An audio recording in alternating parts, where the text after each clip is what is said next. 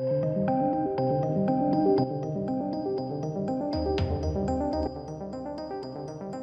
welcome to the channel, ladies and gentlemen. DC Comics have just completely failed. And it's like they're just admitting it at this point, aren't they, really? Well, they have admitted it. Sustained stagnant growth. And they're in fact cutting their distributor. I've done a few videos on this now, and I've said that I think they're probably going to say goodbye to actual physical media. And there were some rumours that AT&T were going to make that decision as well. AT&T owned DC, so on and so forth. So it kind of makes sense, actually. So that's what we're going to be talking about today. Yeah, I don't think this is a massive shock to anyone. It's a shame. Like, it is actually a shame. But ironically, and rather funny, DC, Joker, that old phrase, you get what you deserve, comes to fruition here. Because, of course, they're just putting out crap, and they are making really weird decisions, trying to jump on the bandwagon of wokery, I guess.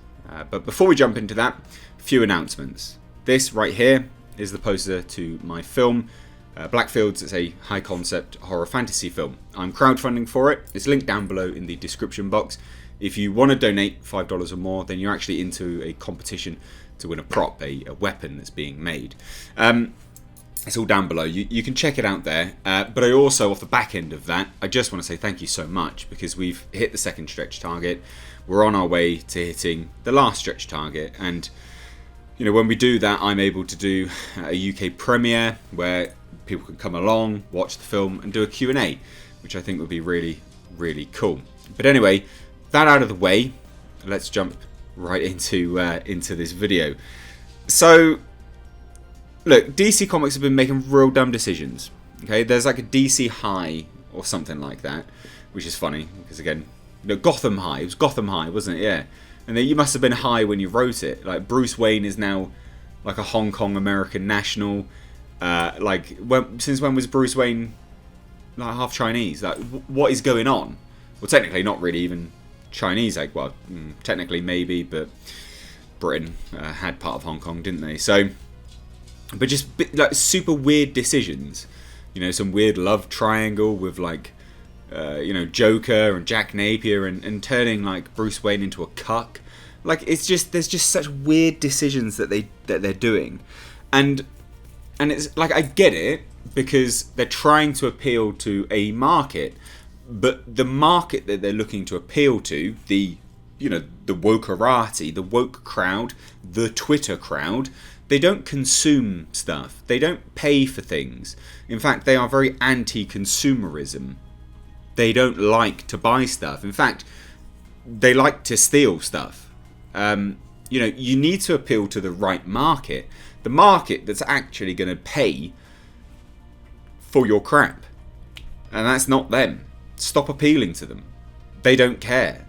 You can virtue signal to them all you like, but they don't care. They're not going to buy it.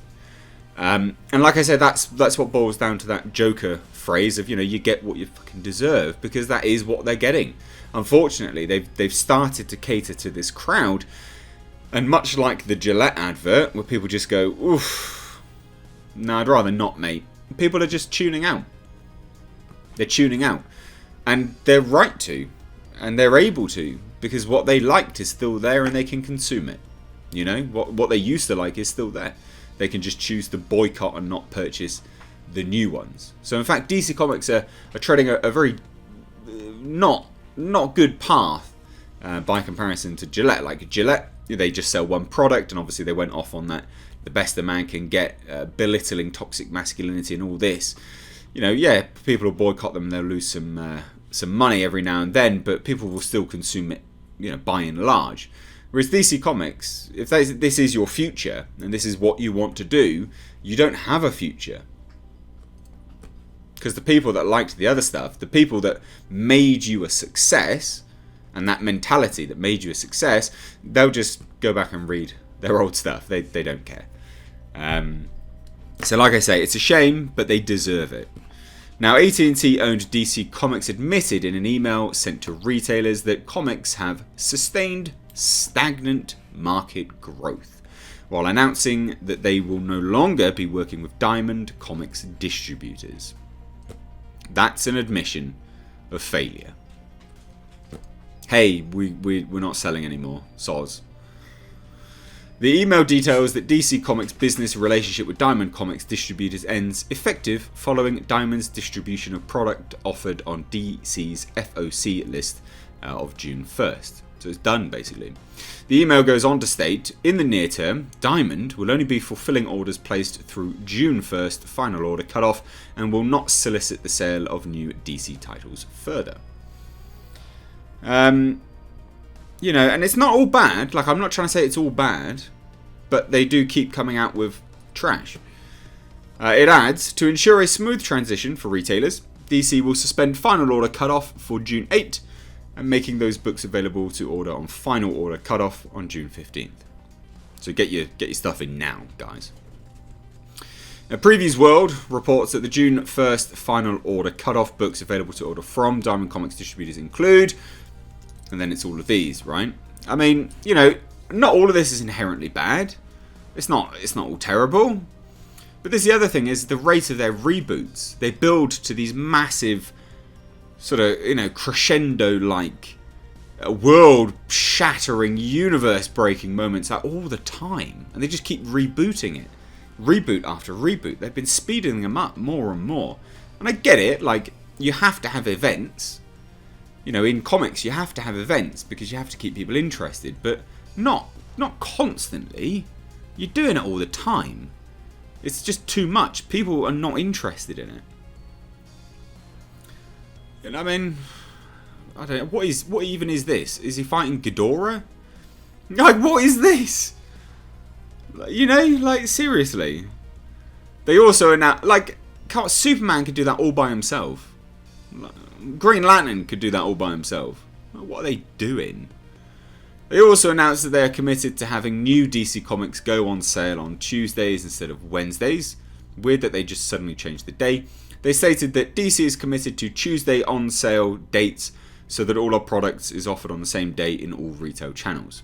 This announcement comes after DC Comics detailed that they were exploring a multi-distributor model back in March. I still think they're going to go just to online. I doubt they're going to do this any further. As to why they decided to cut ties with Diamond Comics distributors, they pointed to sustained stagnant market growth. That's not their fault, it's the product's fault. The distributors are only like distributing the product. It's the product's fault if no one's interested in, you know, consuming it. They explained that DC has been analysing its direct market distribution for some time, long before COVID, specifically in light of sustained stagnant market growth. So again, looks like they are trying to do like a direct to consumer, which will be digital. And yeah, that's what it looks like to me. I reckon that's what they're going to do, right? They're just going to go to digital stuff. I mean, who even is this? I mean, I recognise one person. Harley Quinn.